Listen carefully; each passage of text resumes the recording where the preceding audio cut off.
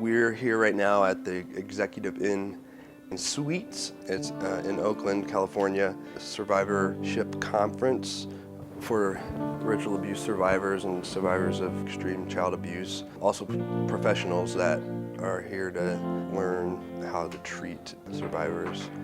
It's a special conference to bring the movement back to flourish.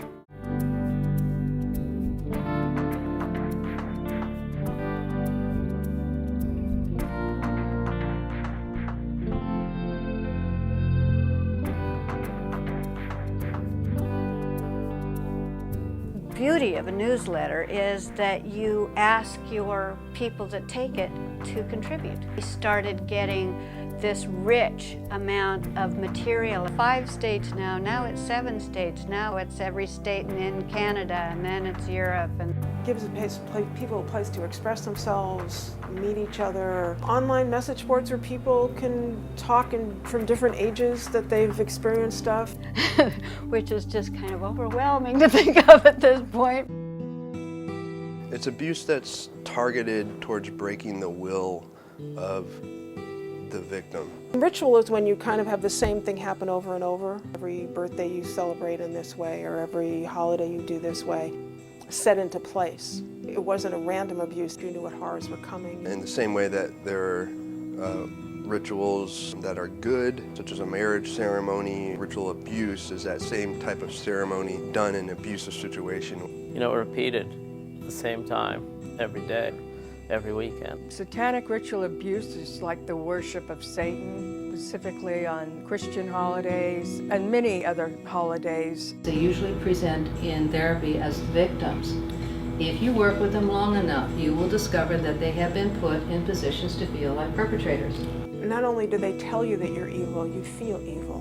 When you believe that about yourself, you really need a lot of outside support. You could take regular abuse and then just multiply it times 20 or 50. It takes one person abusing one person, and then you're in a room with 20 men that are going to abuse you.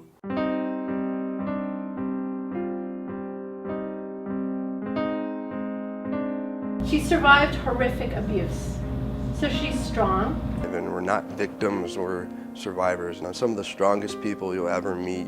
And she takes advantage of every scrap of luck that came her way. It's amazing to just look these people in the eye and see that they're functioning, they're normal. Survival is about grabbing the opportunities that come by. She's come in to see a practitioner, right? So she's courageous. Being a survivor yourself, it's a bond. And she hasn't given up hope. And it's really cool. My main abuser was my dentist. And I believe at this point that he was head of a ring of men who ran a child prostitution ring. There was a lot of torture that went on. I grew up in ritual abuse cult. It was Masonic based. I believe there were also some government pieces to it I discovered later. My family, both sets of grandparents and my parents were all involved in satanic ritual abuse and Masonic abuse. I was really extremely abused for 29 years. She was being trained to be what the cult called the queen. She wasn't just satanic ritual abuse, she was government abuse, the mafia. A lot of it was in a church environment, Presbyterian church, and super out there, snake handling type churches. There were some pretty heavy rituals of being forced to, as a small child, to kill. Having people over there, if you didn't do it, you know, you'd be killed. Those are probably the worst things, other than some of the severe tortures. Being forced to kill, looking at things that are being killed, there's sexual abuse, physical abuse. That's the conditioning that we were put under. Why did you do that? What's your justification? What are the manifestations in the world because you thought? The things that ritual abuse survivors have endured are probably some of the hardest things anyone has ever endured. They would do things to sort of snap your mind so that they could control you. Abusive animals, you couldn't even cope with what was happening. Trying to break the spirit of people. There might be candles, there might be figures, there might be masks, and they were definitely pedophile, torturing, raping children.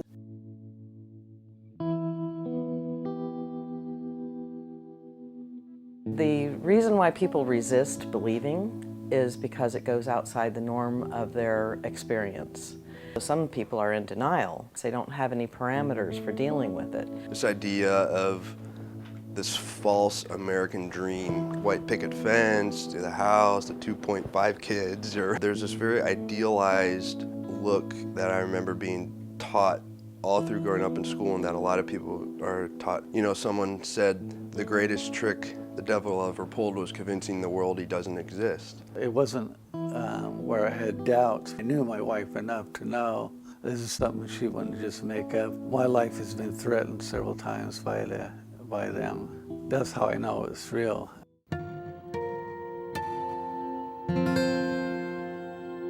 Being in a room full of people that not only didn't question the reality that I was coming up with, but really understood it and can speak the same language and understand the experiences, it was like normalized in terms of having that experience and feeling that alienated and that confused, thinking you're making it up or you're crazy or you're alone or you're the only one. It was just an experience that I can't even describe.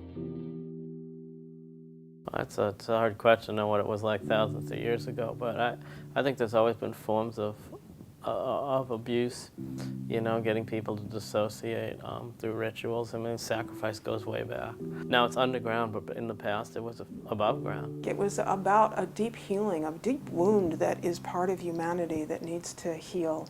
The people doing this are really ill. There's something really seriously wrong. You're like, yeah, but this happened, and this was pretty much just as bad as the Holocaust, you know? I mean, maybe not the numbers of people, like in the millions, but the things that ritual abuse survivors have endured. Anybody who knows anything about the history of those, first you never heard of it, then people have started to heard about it, then people really got involved in it, and then the backlash hit. Then there was a huge backlash. People were threatened, sued. The political backlash, a lot of which was motivated by perpetrators and a lot of which was motivated by just denial. We had this big moment of freedom 20, 30 years ago where everything was coming out. Accused and convicted pedophiles, those people all got together in false memory types groups and started labeling it things like moral panic.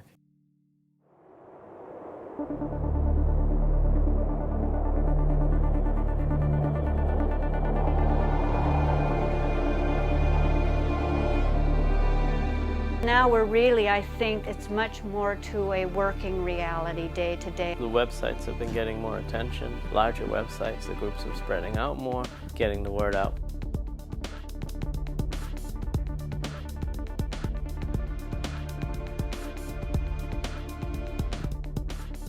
The slower you go, the more you break it down, actually the more progress you're making. I prefer to think of healing as growth, like a tree. I realized that what happened to me in my past has affected who I am and made me in part who I am. It's been 25 years. I still go through pain and memories. I didn't believe there could be any life other than suffering.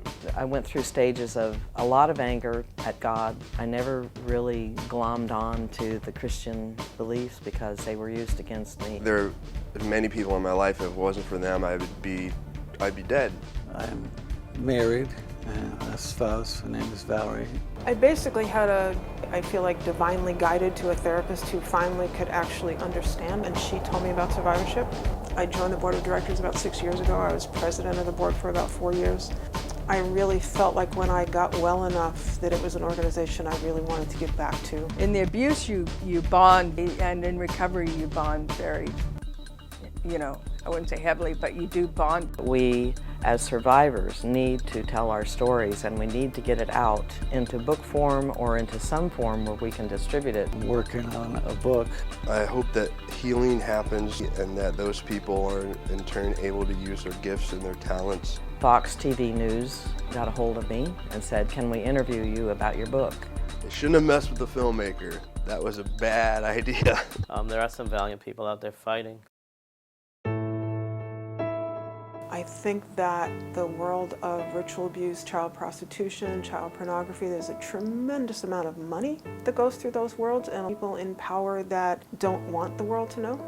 I think that people don't know how to believe that other human beings can be as evil. They would rather think we're crazy. Who wants to hear it?